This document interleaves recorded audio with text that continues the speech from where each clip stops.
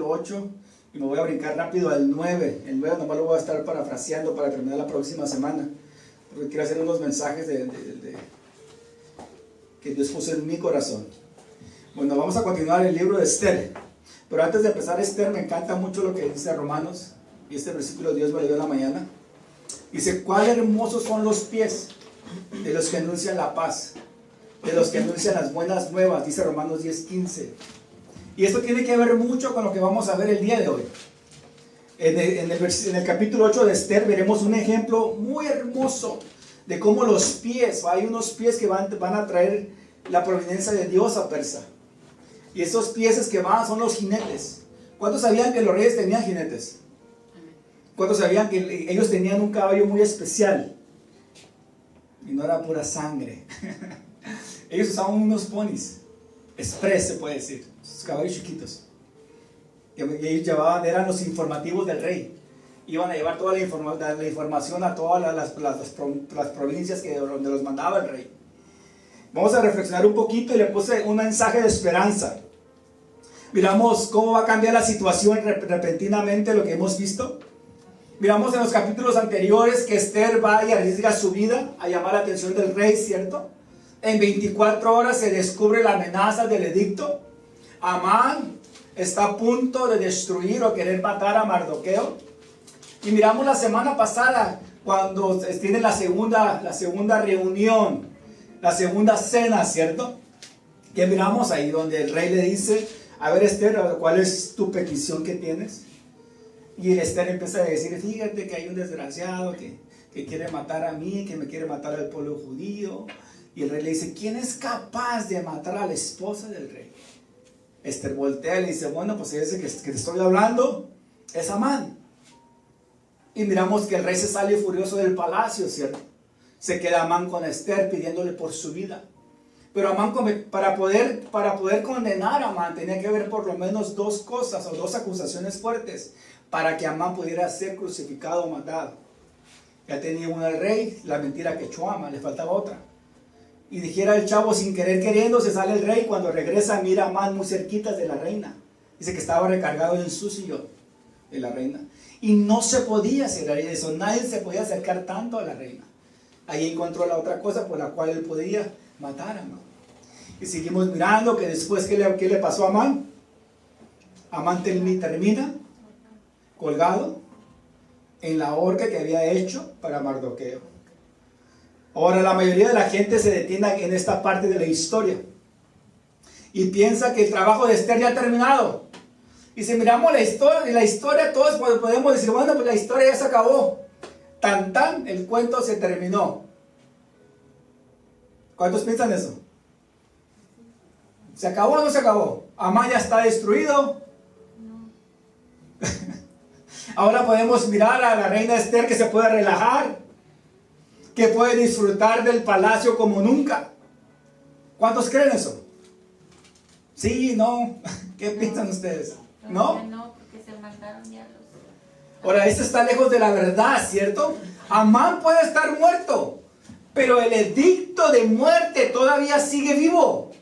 Hay que acordarnos que había un edicto, había un mandato, había una regla que se tenía que obedecer. Aunque el rey no la había firmado, el rey prestó su anillo a Amán para que ese edicto se hiciera realidad. Ahora, Amán ya estaba muerto, pero el edicto aún seguía vivo. El edicto fue sellado, aprobado por el rey. Ahora es una ley. Y los medos y los persas tienen que obedecer esa ley. Ahora, ¿qué pasa si ellos no obedecían esa ley? Los mataban, pueden ir a la cárcel, ¿cierto? Ahora, el trabajo de Esther está lejos de terminar. Le falta mucho que termine. De hecho, ahora se le necesita a Esther más que nunca. Vamos al capítulo 8 de Esther, ¿lo tienen? Esther 8, 1 al 2, dice así: ese mismo día el rey Jerjes entregó a la reina las propiedades ¿de quién? De Amán. De Amán, el enemigo de los judíos. Luego ya llevaron a Mardoqueo ante el rey, porque Esther le había contado al rey el parentesco. ¿Qué eran ellos dos? Sobrina. Eran sobrinas, era su sobrina, la adoptó como su hija, era, ¿cierto? Que había entre ellos. El rey se quitó, fíjense lo que hizo otra vez el rey. Fíjense, el rey se quitó el anillo, se quitó el anillo con su sello, en el cual había recuperado de Amán. ¿Y a quién se lo entregó? Se lo dio a Mardoqueo, y Esther nombró a Mardoqueo como encargado de las propiedades de Amán. Aquí podemos mirar que hay una promoción para Mardoqueo, ¿cierto? Ahora, Josefo, uno de los historiadores más poderosos de la palabra de Dios, informa que al final del reino de Persia, la traición y los delitos graves resultaban en una confiscación de las propiedades, de las riquezas para la corona. En esta condición incluían casas, propiedades, posiciones, y si tenía cuentas bancarias también se las quitaba. ¿Usted debe al IRS? ¿Qué es lo primero que va a venir el IRS por usted? ¿Qué le va a quitar primero? Sus bienes, su dinero, sus propiedades, todo lo que usted tenga, ¿cierto? Aquí pasaba lo mismo. Ahora, entonces el rey Asuero termina dándole a Esther la mitad del reino, después de todo, pero en las circunstancias muy diferentes. Esther, sin embargo, me encanta lo que hace Esther. Cualquiera se fuera quedado con todo lo que el rey le dio, ¿cierto? Ahora, ya soy reina, ahora me está bendiciendo, me está dando todas las propiedades de Amán. Pero ¿qué hace la reina Esther aquí? Yo me imagino que estaba Mardoqueo a un lado, se voltea, le entrega las posiciones que apenas le acababan de otorgar a ella. Así que estos dos familiares judíos ahora ocupan las dos posiciones más poderosas en el imperio de Persia. Al otro lado del rey miramos a la reina y miramos al primer ministro de los judíos, y esto nomás es obra de Dios. ¿Cuántos creen eso?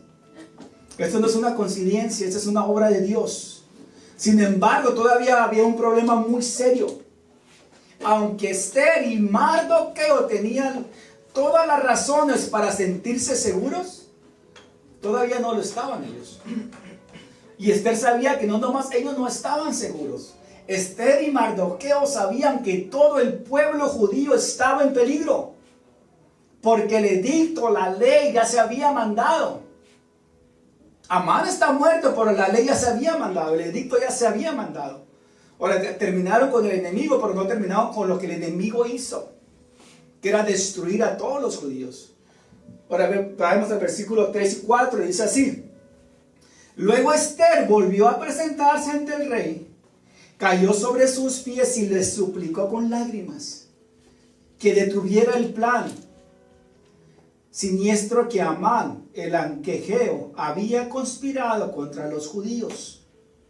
Versículo 4 dice así: nuevamente el rey extendió su cetro de oro hacia Esther, de modo que ella se levantó y permaneció de pie delante de él.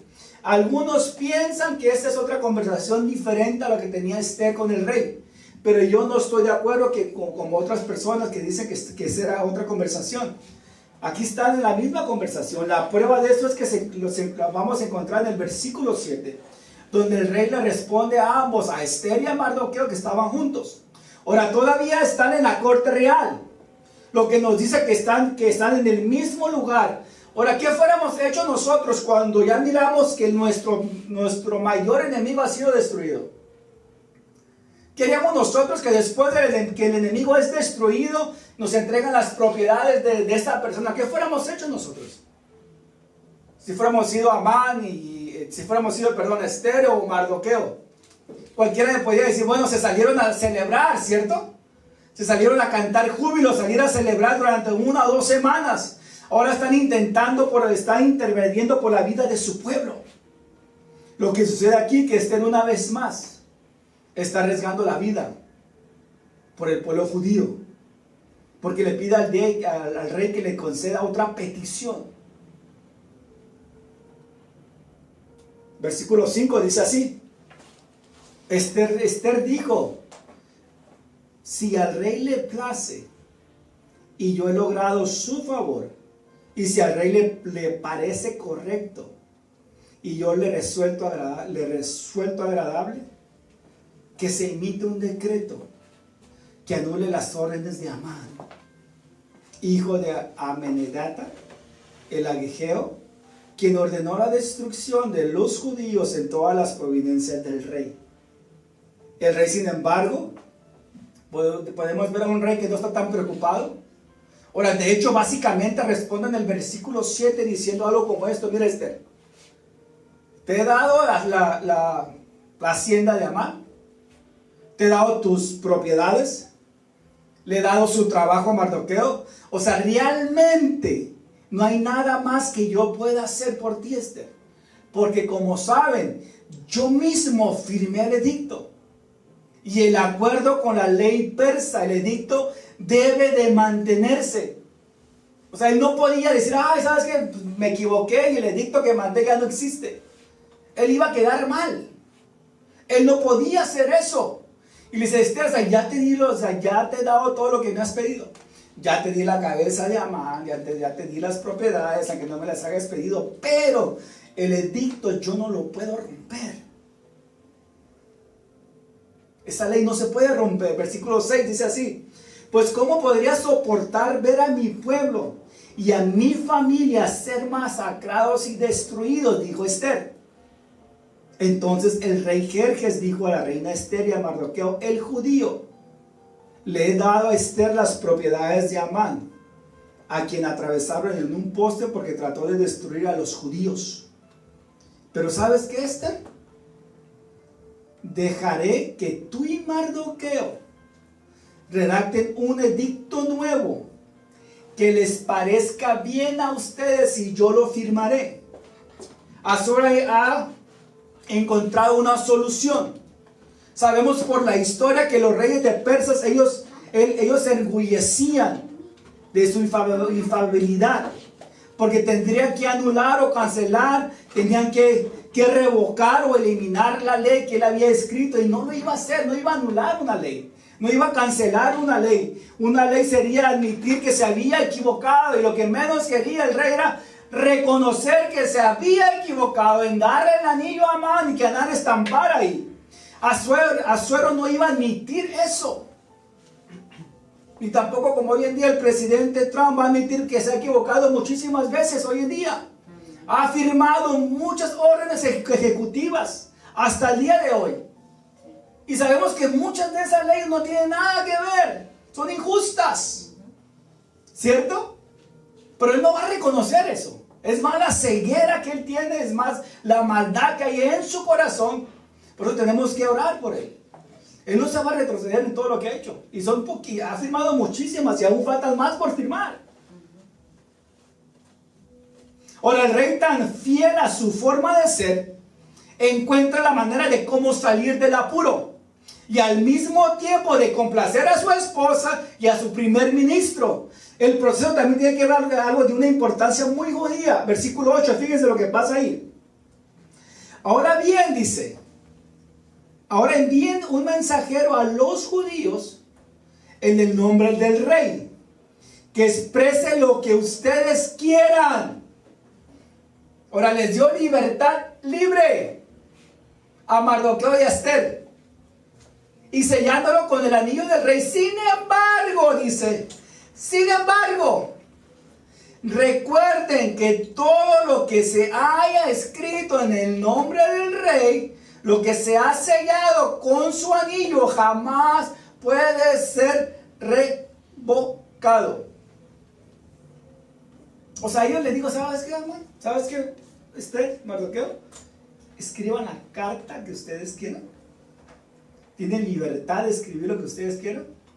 Tienen permiso de hacerlo, pero tengan en cuenta que lo que ustedes escriban o lo que ya se escribió y va con mi sello jamás puede ser revocado. En otras palabras, el rey no admitiría que su primer edicto fue equivocado. Pero ¿qué va a hacer? Lo que pueda evitar la vergüenza de él. Que el primer edicto se equivocó muchísimo. Esther y Mardoqueo no son los únicos que necesitan escapar de esta situación. Ahora miramos una vez más al rey actuando con calma, con irresponsabilidad, se puede decir, al permitir que Esther le entregó el anillo una vez más. ¿Qué hizo con Amán? Ahora, él no supo ni lo que Amán escribió ahí. Ahora le está haciendo lo mismo con Esther. Esther va a escribir que salven a su pueblo. Detrás de las máscaras de amabilidad y de tranquilidad se esconde un deseo para salvar el rey su propia reputación. El rey no iba a dar su brazo a torcer. Él no iba a reconocer que se había equivocado en el primer edicto que él firmó. Por eso le dijo a Esther: hagan lo que ustedes quieran hacer, escriban lo que ustedes quieran escribir, pero acuérdense que ese edicto nunca más se va a quitar. Versículo 8 y 9 dice así: así que el 25 de junio reunieron a los secretarios del rey y se escribió un decreto tal como Mardoqueo lo dictó. ¿Quién lo dictó? Mardoqueo. Pregunta: ¿qué fuéramos hecho nosotros si fuéramos sido Mardoqueo?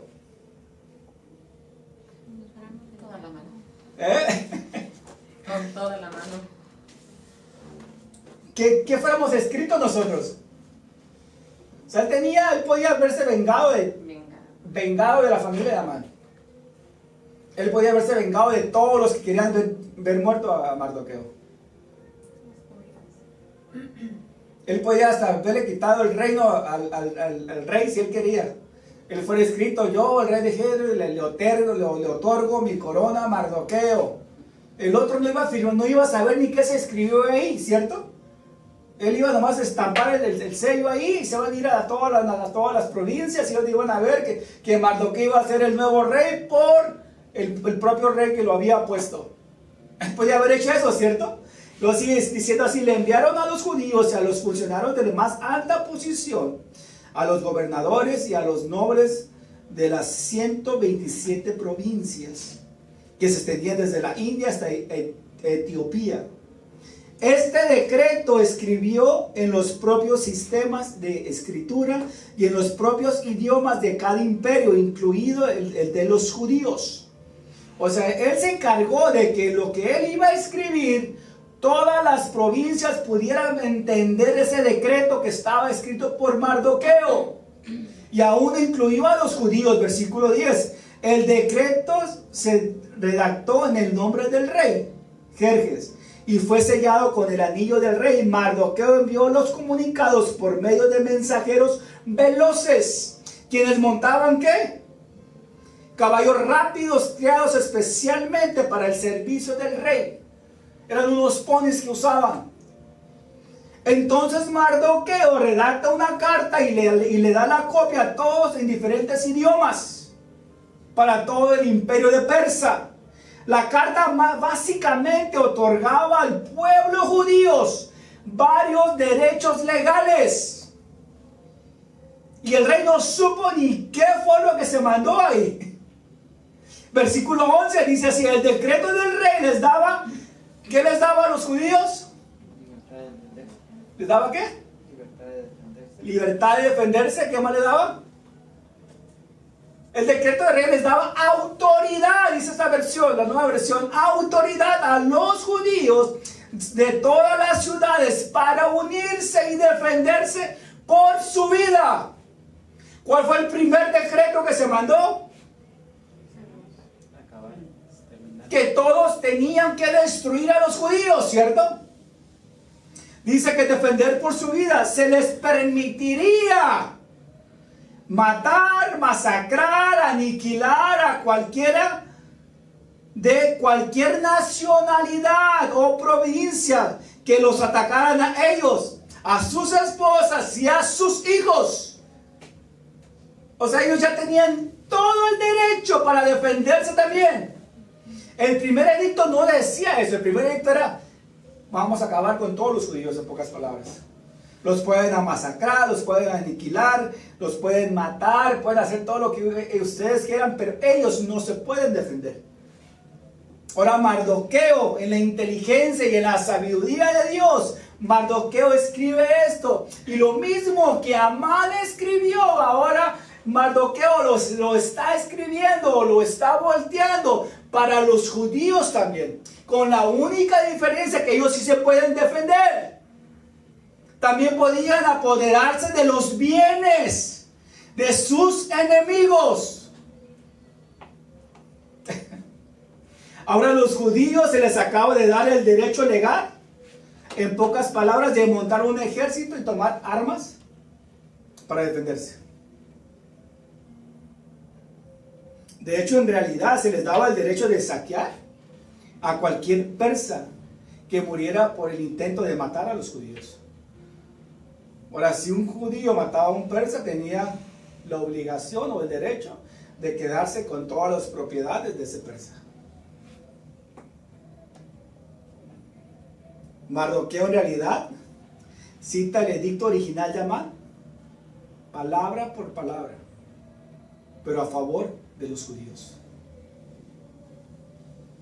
Para todos los judíos de Persa que están atemorizados por el primer edicto, Mardoqueo está contrastando todo lo que Amán había establecido del primer edicto. Todos los persas pueden haber dicho, los judíos ahora también pueden hacerlo. ¿Cómo? ¿Quién escribió? ¿Quién aprobó eso? Es el rey. ¿Y por qué el rey aprobó eso? Versículo 12 al 13 dice así: el día escogido para llevar a cabo esa acción en todas las provincias del rey fue el 7 de marzo del año siguiente. Ahora, en cada provincia debía emitirse una copia de ese decreto como ley y proclamarse a todos los pueblos, para que los judíos estuvieran preparados para vengarse de sus enemigos en el día señalado.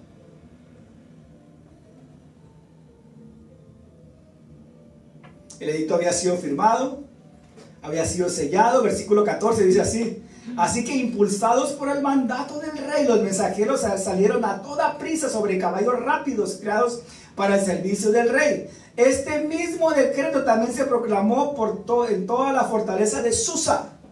Ahora, las noticias ahora habían llegado desde Azusa hasta Sudán. Ahora, 2 meses antes, ahora ese pony veloz que fue a llevar, era un pony que fue a llevar la información del primer edicto en todo el imperio. Desde entonces el sonido de esos caballos probablemente provocaban miedo, temor, inseguridad a todos los judíos. Tal vez tenían las noticias, ¿y ahora con qué nos vendrán?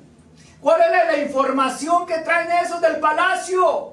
¿Qué otra carta van a poner en el poste para que nosotros la podamos ver, sellado por el rey?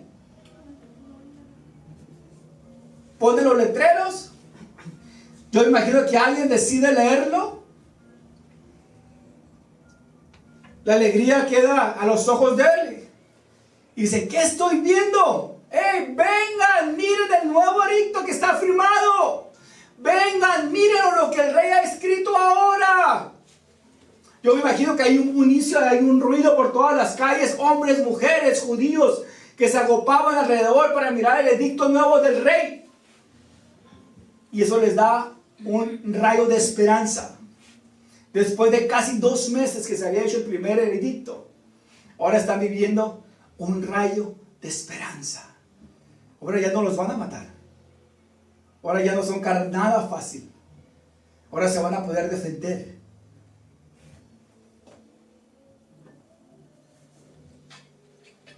Ahora no sería un saqueo fácil.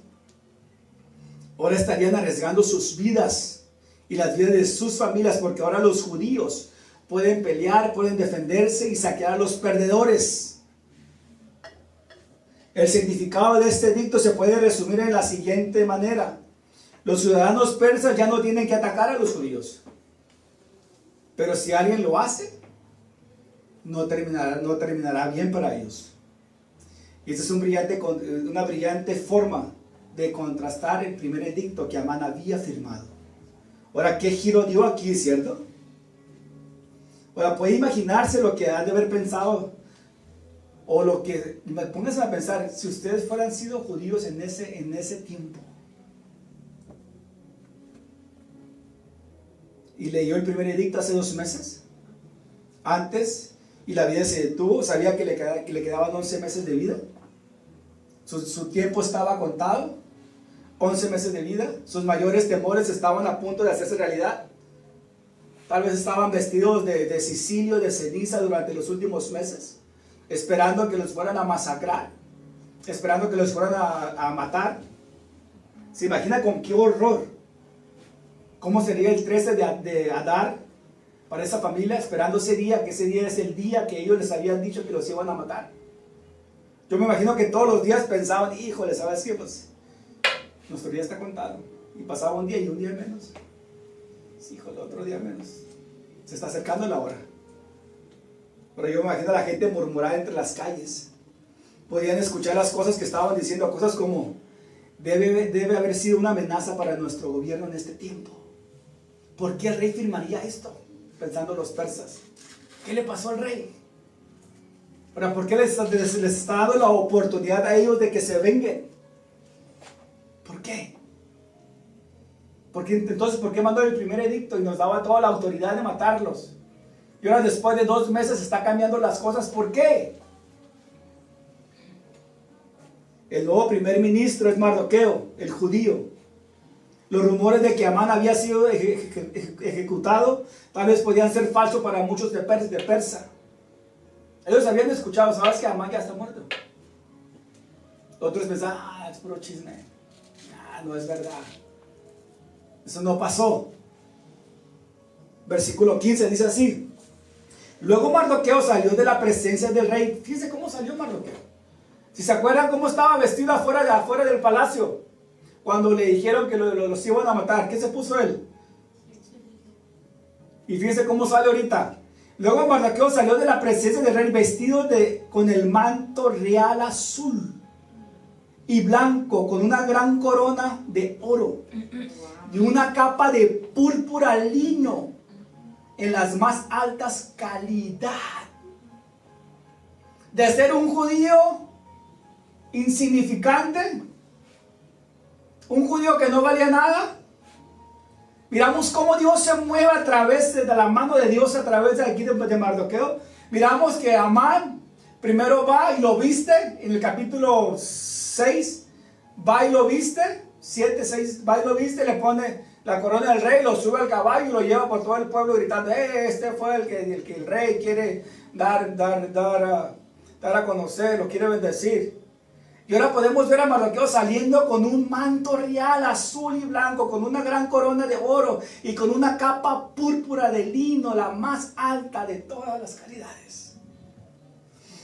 ¿Está Dios ahí o no? Sí. Versículo 16 dice, la gente de Susa también celebró el nuevo decreto y los judíos se llenaron de gozo y alegría y recibieron honra en todas partes. Versículo 17 dice, en cada provincia y ciudad, como si todos eran persas. ¿Cómo que de repente cambiaron de ser persas a ser judíos?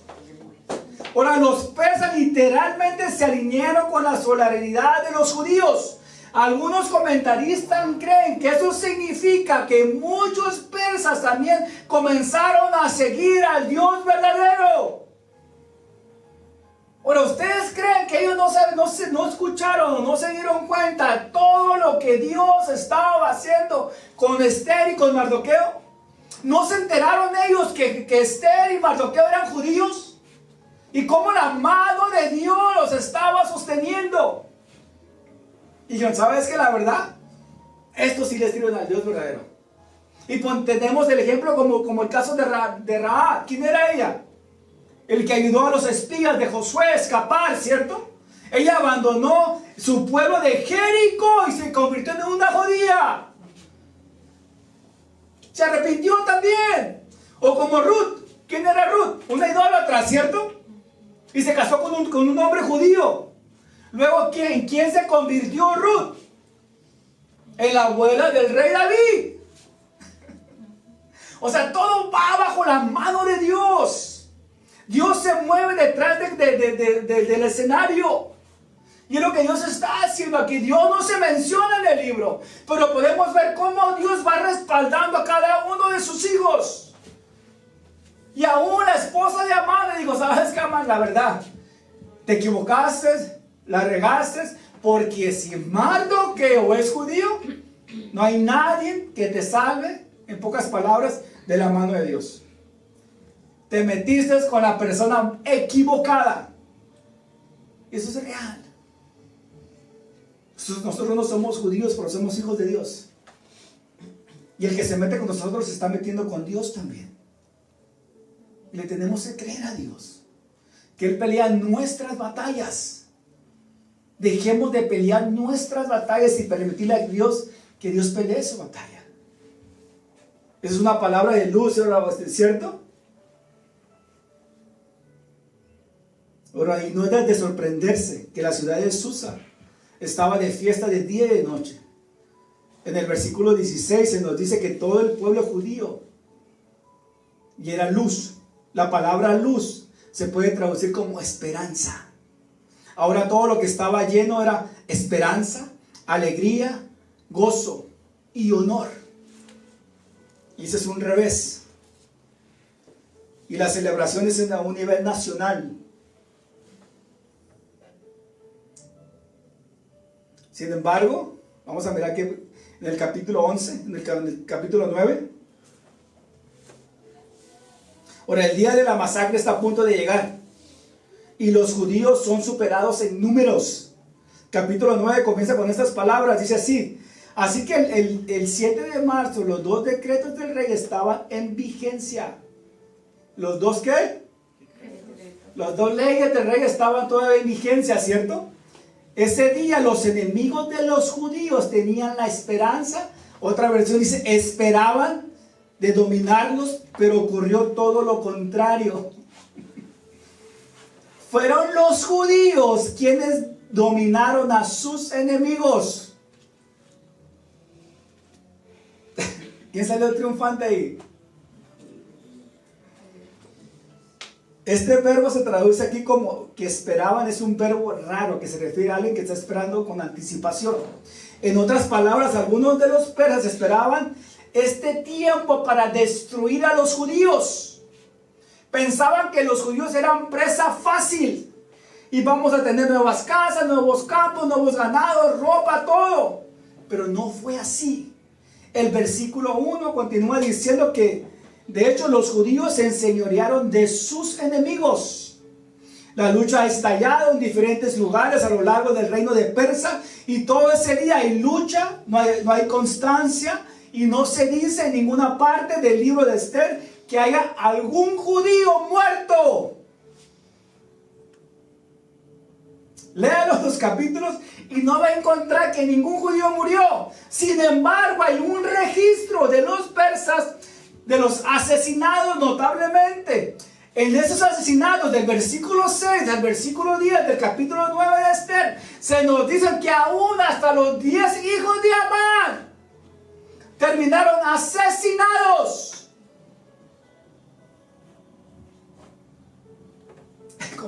¿Cómo se mueven las cosas aquí? Ahora, pero entonces Esther hace algo sorprendente.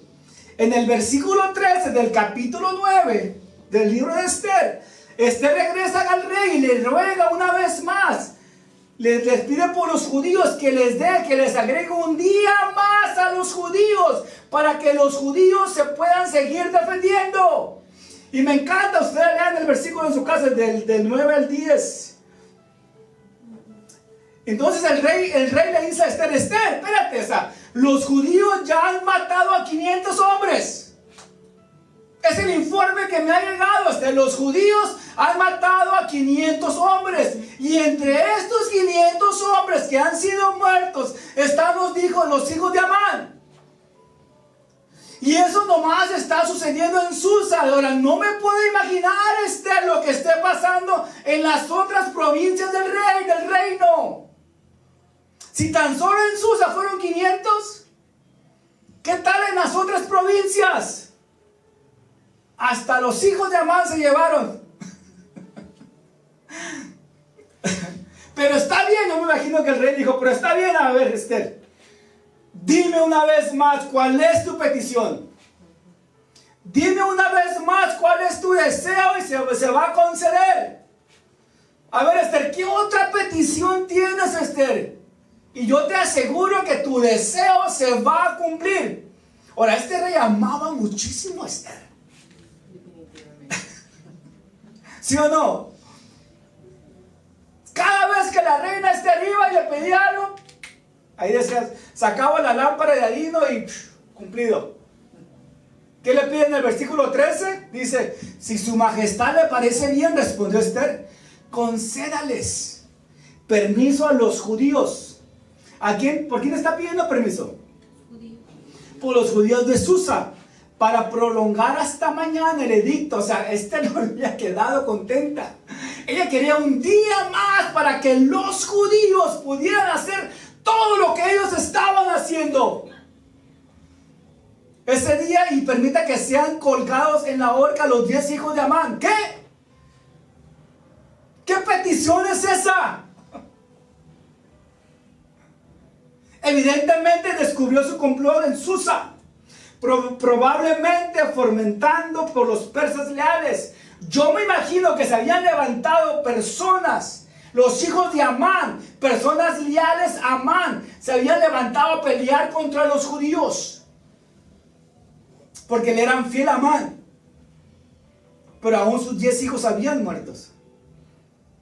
Al parecer habían muchos persas dentro y alrededor del palacio que no estaban contentos con estos cambios que pasó de un día, de 2 meses para adelante, y querían tomar venganza.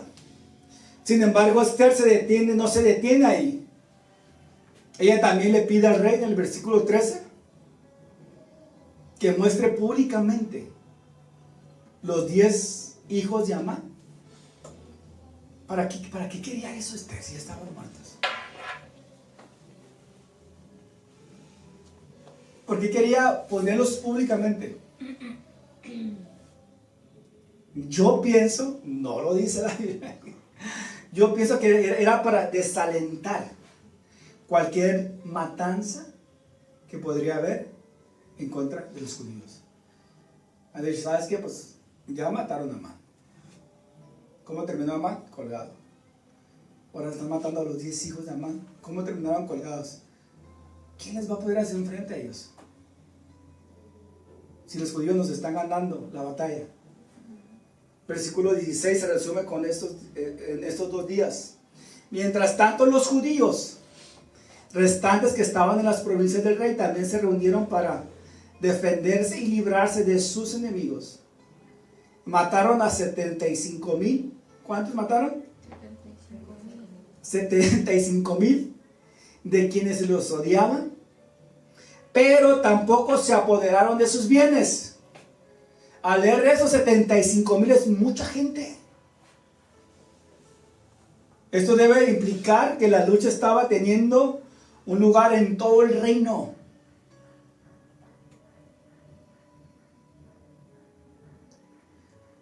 Ahora, Dios obviamente ha vuelto el corazón de los ciudadanos persas hacia el pueblo de Dios. Pero me encanta, y no paso por alto esta frase que se repite 3 veces.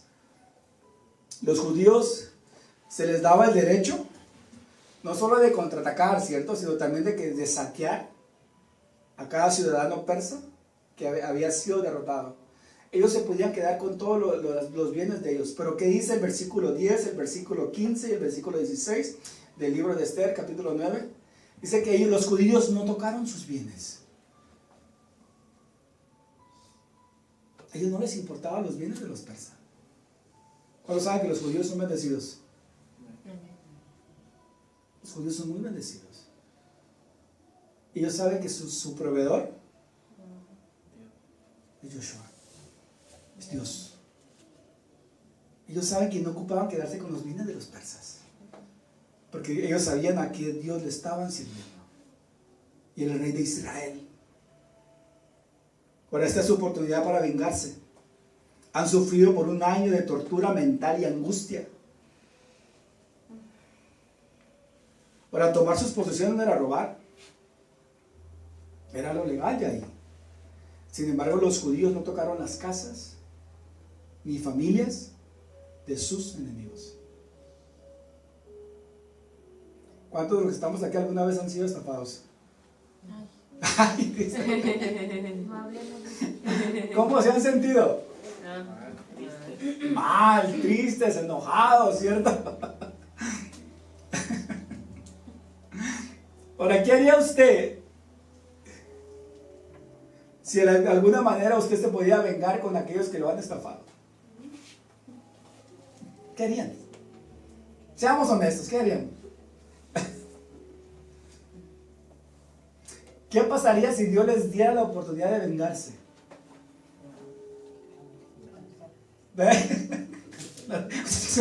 A ver, no digan, ¿no? ¿Qué harían? Seamos honestos, nos vengaríamos, ¿cierto? Nos vengaríamos.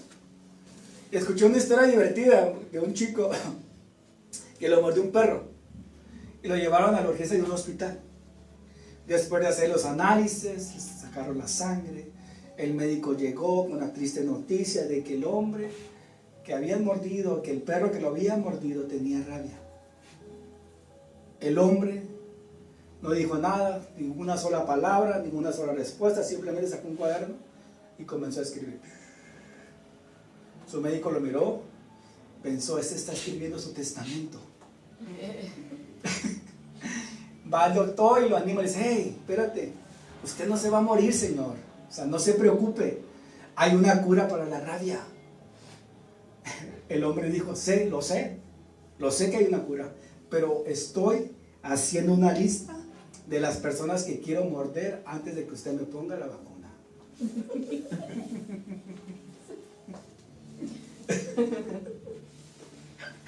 Y así está el mundo de hoy en día, ¿cierto? Nos queremos desquitar, queremos contraatacar, ¿cierto? Uno nos sentimos de esa manera, nos queremos vengar.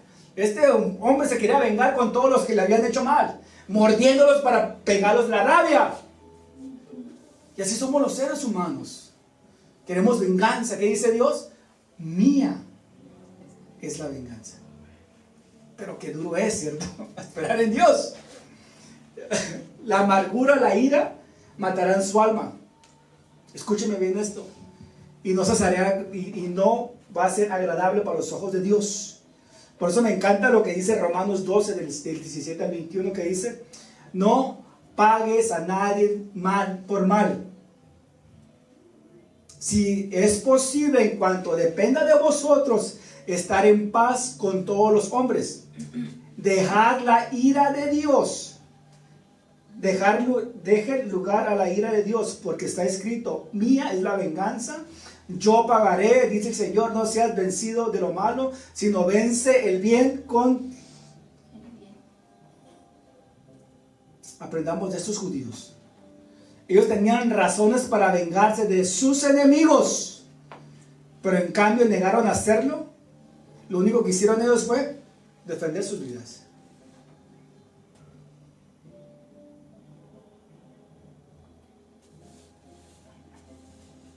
Y con esto termino lo que dice 1 de Pedro 2:9.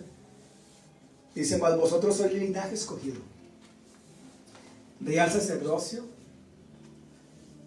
nación santa, pueblo adquirido por Dios, para que anuncie las virtudes de aquel que nos llamó de las tinieblas a su luz admirable. Seamos luz. Dios nos escogió, somos pueblo escogido por Dios. Los judíos tenían todo para vengarse, pero no lo hicieron. Tal vez nosotros tenemos todo para vengarnos, los recursos para vengarnos, pero tal vez no lo hemos hecho hasta el día de hoy. Y no lo hagamos nosotros. Hagamos que Dios nos venga a nosotros. Nosotros somos la iglesia, somos el día sacerdocio, nación santa, así como Pedro lo dice. Así que hagamos hoy en día nuestra misión a un lado, digamos, de las virtudes de aquel que nos llamó, de las tinieblas a su luz admirable.